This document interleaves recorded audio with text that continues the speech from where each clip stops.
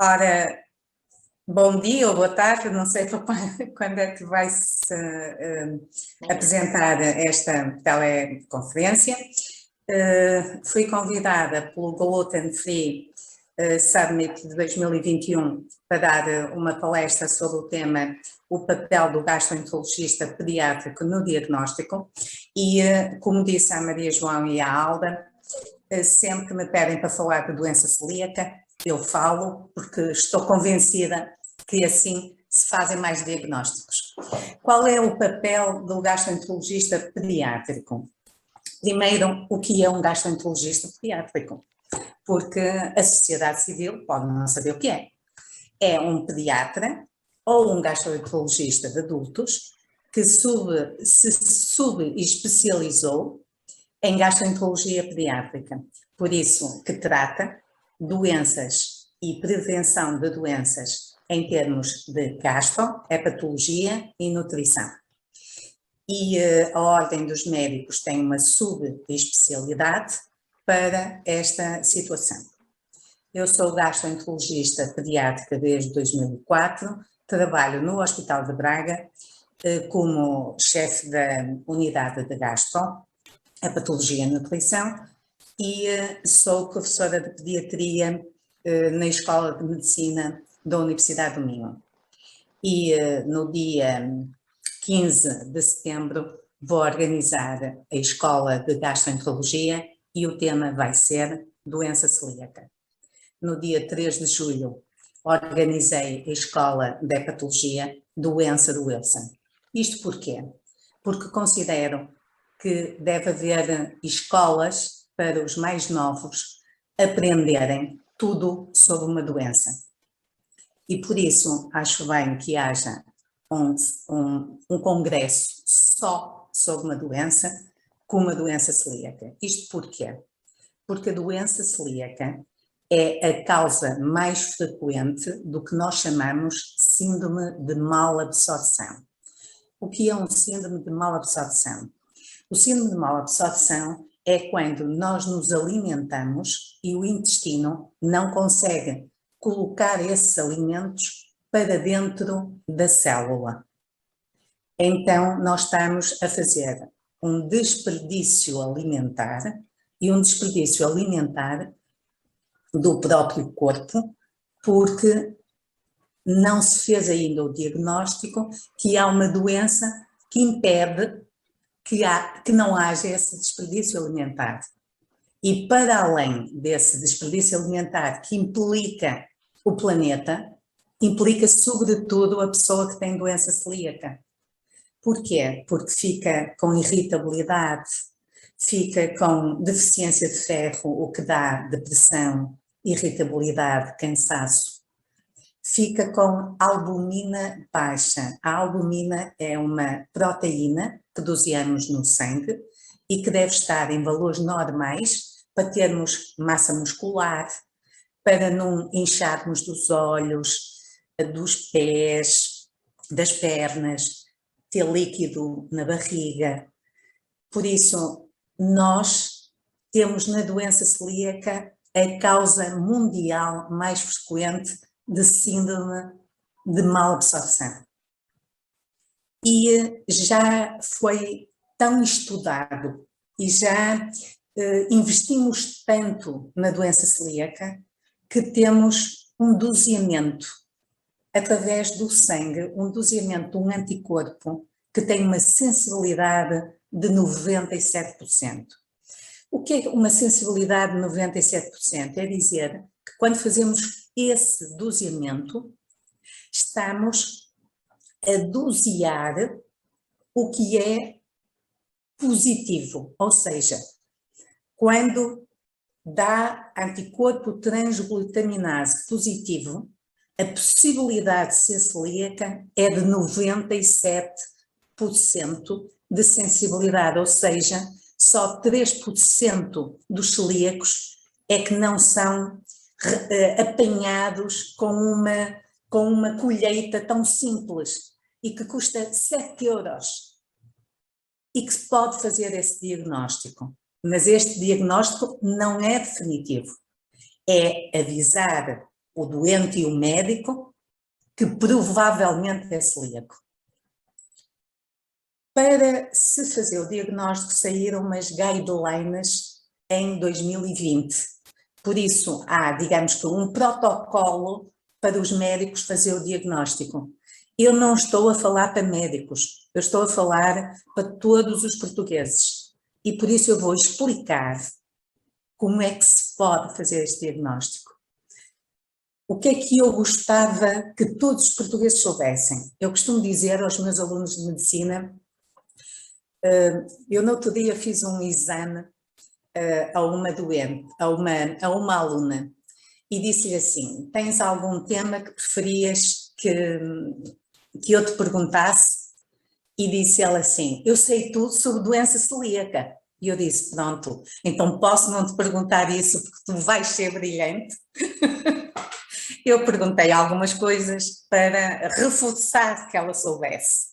Mas é assim, os meus alunos de medicina sabem todos doença celíaca. E porquê? Porque isto pode fazer uma modificação a nível nacional. Ter médicos atentos à doença celíaca, sociedade civil atenta à doença celíaca. E como é que vocês pensam que têm doença celíaca? Se tiverem sintomas de síndrome de malabsorção. Por exemplo, se tiverem 40 anos e o vosso ortopedista disser: a senhora está com osteoporose, é tão jovem e está com osteoporose, clique no médico ortopedista e na senhora. Tem de ser rastreada para doença celíaca. Se tiver a tentar engravidar e tem abortamentos de repetição ou não consegue engravidar, o ginecologista deve pensar: é isto ou aquilo, não tenho causa, tenho de rastrear para a doença celíaca. A sociedade civil também deve ter este conhecimento, porque são tantas as causas para estes sintomas, que às vezes os próprios médicos estão a fazer um esforço enorme para chegar à etiologia, mas podem se esquecer de uma etiologia que pensam que é mais frequente no gastroenterologista pediátrico. Realmente um gastroenterologista pediátrico que não sabe o que é a doença celíaca pode deixar de ser gastroenterologista pediátrico, porque realmente dou-lhe má nota. Mas todos os médicos devem pensar em doença celíaca. Se tivermos uma criança com diarreia há mais de 14 dias, sobretudo com alguma distensão abdominal, mas pode não ter, deve-se fazer um rastreio e, dependendo da idade, excluímos doença celíaca, mas também podemos excluir doença inflamatória intestinal. Eu costumo dizer aos meus internos e aos meus alunos que, se tiver mais de 14 dias de diarreia, eu devo pedir um hemograma, uma proteína C reativa, uma ferritina e uma calprotectina. Se tiver alguma alteração destas e a diarreia se prolongar, pedir a imunoglobulina A e o anticorpo transglutaminase. O anticorpo transglutaminase, eu já vos falei, mas é um anticorpo tipo IgA. E como é tipo IgA, deve-se pedir a imunoglobulina A, caso seja negativo, para não termos um falso negativo. Mas voltamos aos sintomas, que isto é o que a sociedade civil deve saber. Se tiver uma doença autoimune na família, como tiroidite de Hashimoto, psoríase, bem, se tiver alterações de pele da doença celíaca, obviamente o dermatologista vai pedir. Mas se tiver qualquer outra doença autoimune em si ou não familiar, deve rastrear para a doença celíaca. Não precisa de ser puncionado de propósito, mas pede para lhe pedirem a IgA e o anticorpo transglutaminase quando colher sangue por outro motivo. E se tiver positivo, depende do grau de positividade. Se for 10 vezes o normal, pode repetir numa outra colheita o anticorpo anti-endomísio. E ao repetir o anticorpo noutra colheita, o anticorpo anti-endomísio, se ele vier positivo, teria critérios para ser celíaco sem precisar de endoscopia. Mas não pode ser a sociedade civil, nem um médico sem estar habitualmente a tratar doença celíaca a fazê-lo. Deve ser um gastroenterologista pediátrico se tiver até 18 anos, ou um gastroenterologista de adultos se tiver acima de 18 anos.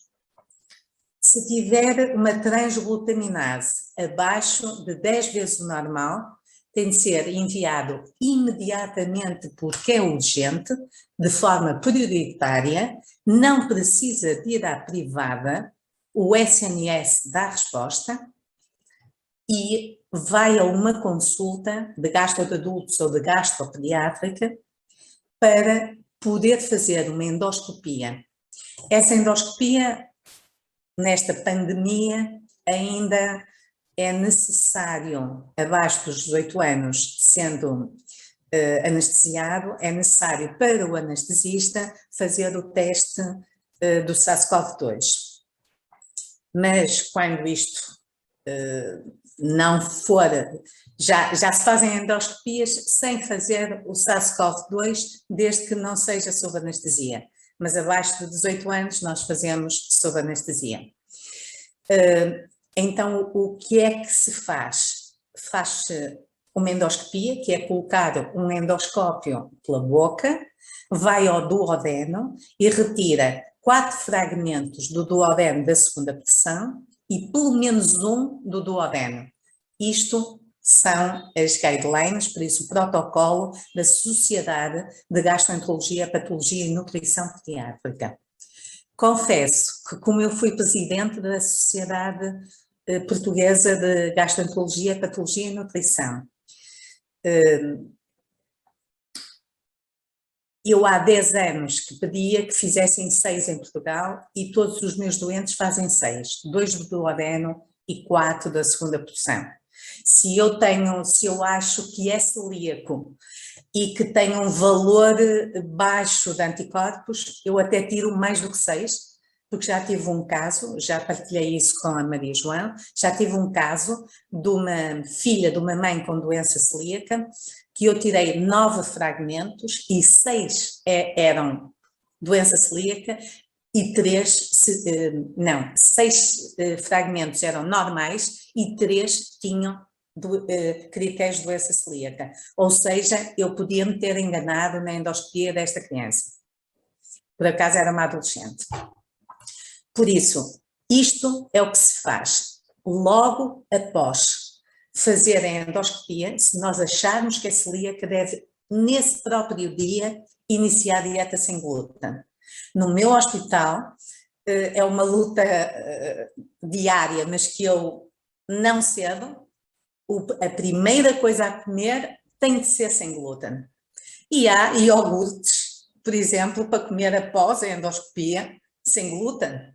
E assim, a criança e o adolescente ficam a saber que a médica acha que é mesmo muito importante fazer logo uma dieta sem glúten e para toda a vida e que não pode haver contaminação. Essa parte também é essencial. É essencial e vale a pena fazer o diagnóstico de doença celíaca. Olha, eu posso lhe dizer que me aconteceu na segunda-feira uma situação que eu achei o máximo. Eu estava a voltar de férias e estava a ter 30 doentes, é demais, devem ser menos, mas pronto, eu chego de férias e marcam extras e etc. Pronto, eu estava a ter 30 doentes e aparece-me um celíaco de 7 anos, que eu lhe tinha feito o diagnóstico aos 5, e eu estava com os olhos vermelhos de estar tantas horas em frente ao computador. Aliás, podem ver que ainda tenho os olhos um bocado vermelhos de tanto computador. E estava com os olhos vermelhos e ele chega à minha beira e diz assim: ó doutora Dina, ó doutora Inedina, não, que ele sabe dizer o nome direito. Ó doutora Inedina, por que tens os olhos vermelhos? E eu disse: estou há muito tempo no computador. E ele chegou assim à minha beira e fez assim: estás bem? Ou seja, vale a pena fazer o diagnóstico a um celíaco, porque eles sentem-se tão mal quando têm a doença celíaca, que às vezes nem se apercebem, têm dor abdominal, uma vida desgraçada. Já tive adolescentes com depressão, e que não era depressão, era a doença celíaca, miúdos que depois, que eu digo, dói-te a barriga, e eles dizem, não, não dói a barriga, e depois fazem a dieta sem glúten e dizem, epá, doía-me imensa a barriga. Por isso, fazer o diagnóstico de doença celíaca e ter doentes celíacos faz uma modificação total na vida deles, e eles ficam, como este miúdo, super gratos por estarem bem. E então ele achou, se eu tinha os olhos vermelhos, que eu não devia estar bem, e foi-me fazer uma carícia. Por isso, é assim, vale a pena falar de doença celíaca, vale a pena saber uma coisa que é tão básica, e que eu acho que posso explicar isto a toda a sociedade, e toda a sociedade estar atenta. Não é para chegarem à beira do médico e dizer, dê-me isto. Não. Os médicos devem ser tratados com carinho. Vejam o que aconteceu com os médicos de família. Eles nem querem ir para lá, porque são muito melhor pagos na privada do que na SNS. Eu acredito no SNS. É para ter os médicos no SNS, tratá-los com respeito e carinho. Eles entendem, se chegar lá e disser, olha, ouvi a professora Inedina Antunes a dizer que estes sintomas podem ser doença celíaca. O que é que o Sr. Doutor acha? Será que me pode pedir um anticorpo transglutaminase, um IgA, só para esta ideia me sair da cabeça? E se vier positivo, até sabem os passos seguintes. Eu não sei se estou a ultrapassar o meu tempo ou se ainda tenho... Não, ainda pode falar. Ainda posso? Sim, sim. Ok, não sei se é estas coisas... É muito interessante. Pronto. Depois, a gastroenterologia pediátrica não faz só o diagnóstico, apesar deste título, não é verdade? Faz também o seguimento. E posso-vos dizer que encerramos na ESPGAN há um mês o paper, a publicação do seguimento das crianças a nível europeu com doença celíaca. Quando isto encerra, vai à direção da ESPGAN, mais publicação, isto ainda pode demorar para aí uns 6 meses, mas vamos ter essa publicação. Eu posso vos dizer o que é que eu costumo fazer na minha consulta. Eu julgo que nesse paper pode, por exemplo, o doseamento da tiroide ser opcional, mas eu habitualmente o que faço, eu faço habitualmente a todos, mas tem indicação de ser feita a partir dos 8 anos, pedir não só a transglutaminase, não é para repetir a IgA, por amor de Deus, não gastem dinheiro ao Serviço Nacional de Saúde, porque já sabem que está positiva, que é normal, senão não tinham um anticorpo positivo quando diagnóstico. Então posso-lhe só fazer uma pergunta.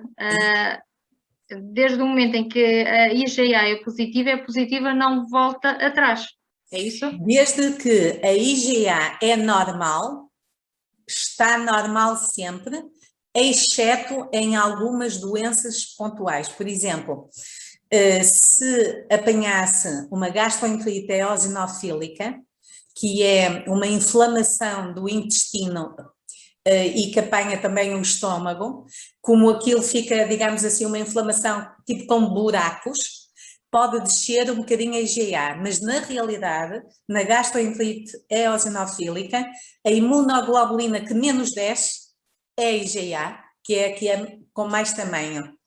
Por isso, vai ter a IgG baixa, a IgM baixa, vai ter todas as outras baixas e a IgA desce um bocadinho. Por isso, não é para repetir a IgA, a não ser que tenha outra doença que precise de repetir a IgA. Para a doença celíaca, nunca mais, ok? Ok. Só tem positivo a transglutaminase se tiver IgA normal. Se tiver déficit de IgA, dá um falso negativo. E esses é que vai haver um estudo europeu de déficit de IgA para sabermos, porque eu confesso que às vezes, ainda recentemente, para aí o mês passado, disse a uma criança, olha, eu não me parece que tu tenhas doença celíaca, não me apetecia fazer endoscopia, mas se tu estás a queixar-te de dores abdominais, a tua mãe tem uma tiroidite de Hashimoto, tu tens 20, és adolescente e tens 23 de IgA, eu posso-te fazer para ficar excluído. E fiz, e era normal, certo? Por isso podemos nos arriscar até a fazer uma endoscopia que sai normal.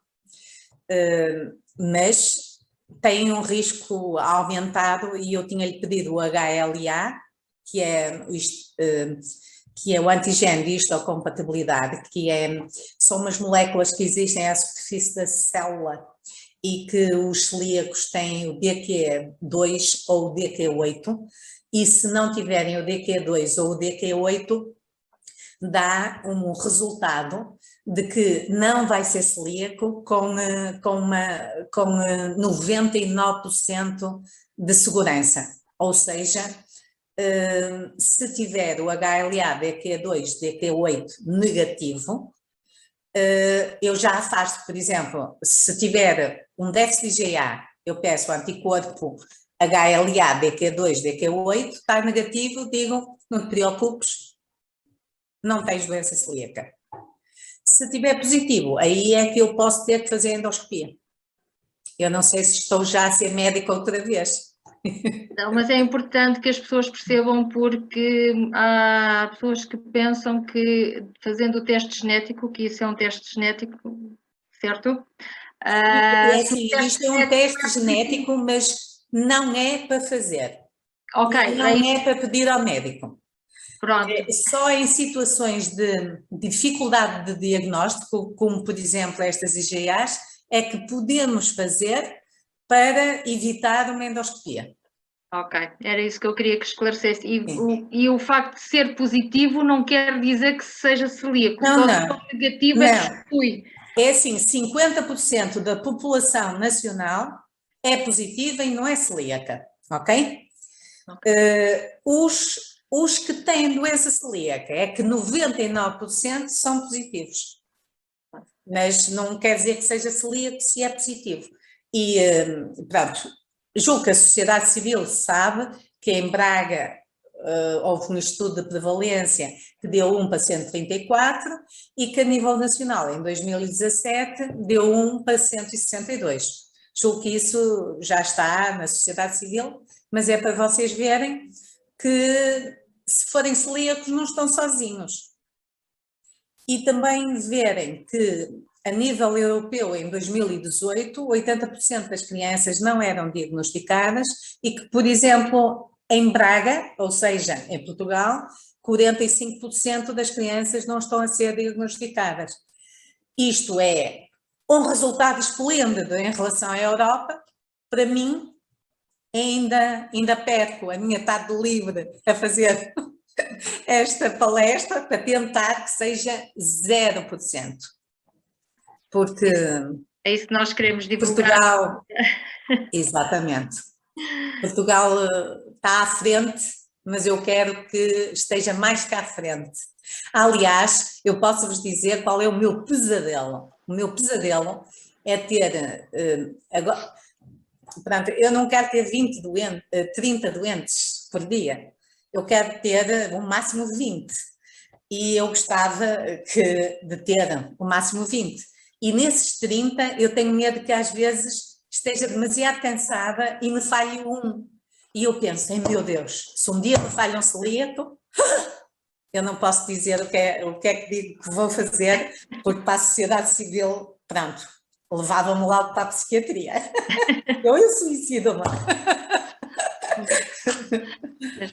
Mas eu acho que o seu papel a nível nacional tem sido de louvar pelo trabalho que tem desenvolvido em prol desta doença, que se não é diagnosticada em criança ou em jovens adolescentes, que foi aí que fez também o estudo, certo? Em crianças adolescentes Eu fiz em adolescentes, mas é assim, a doença celíaca pode não existir até a idade adulta e só existir na idade adulta, porque há muita gente que pensa que se faz o diagnóstico de doença celíaca na idade adulta, era porque era celíaco toda a vida.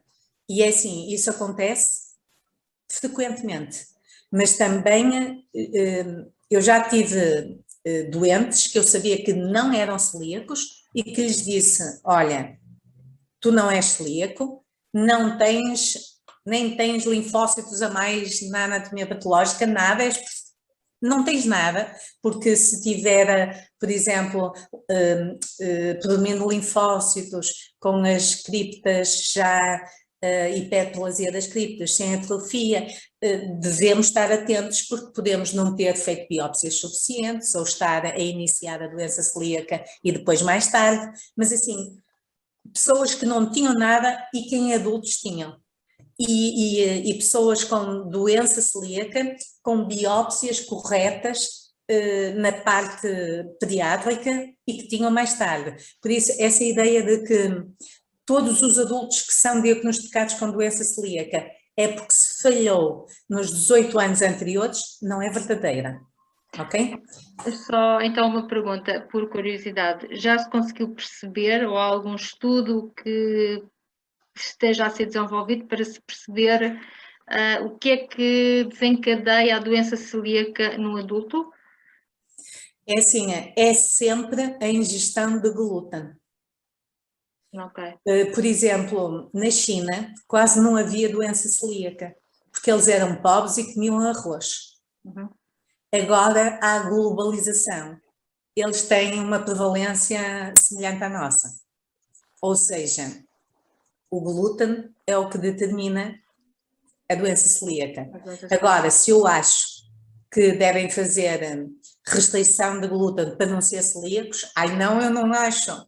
Por favor, sociedade civil, se é adulto e quer fazer dieta sem glúten, está no seu direito.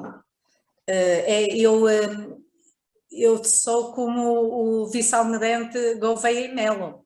Cada um tem a sua opinião, não podem impor a opinião aos outros. Por isso eu tenho a opinião que não devem fazer dieta sem glúten, a não ser que sejam celíacos, mas caso queiram, por favor, são adultos, façam. Só que têm de excluir doença celíaca antes de iniciar a dieta, porque depois é muito difícil de saber se é celíaco ou não, e deve-se saber se é celíaco ou não, porque a doença celíaca é uma doença autoimune, por isso está a risco outras doenças autoimunes, por isso deve ser seguido. Outra coisa, a sociedade civil deverá saber que os celíacos, é assim, eu acho que os doentes devem se agrupar por associações, porque assim ficam com mais poder.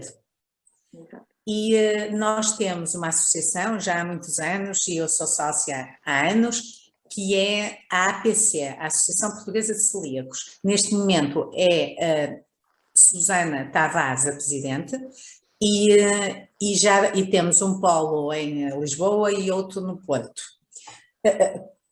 Claro que devemos ter um polo em Braga, mas pronto. Eu não vou gastar dinheiro eu não vou gastar dinheiro à associação.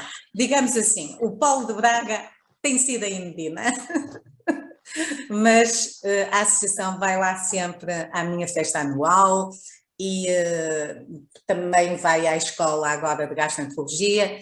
acho que é muito importante, quando nós temos uma doença, juntar e fazer uma associação, porque assim conhecemos quantos celíacos existem. Eu até gostaria de fazer um registro nacional de doença celíaca pediátrica.